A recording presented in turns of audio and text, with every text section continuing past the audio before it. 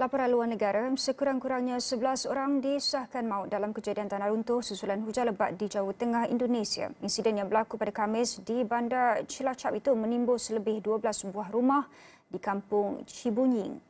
Laporan awal Agensi Pengurusan Bencana Negara itu memaklumkan usaha mencari dan menyelamat berdepan cabaran besar kerana mangsa tertanam sedalam 3 hingga 8 meter.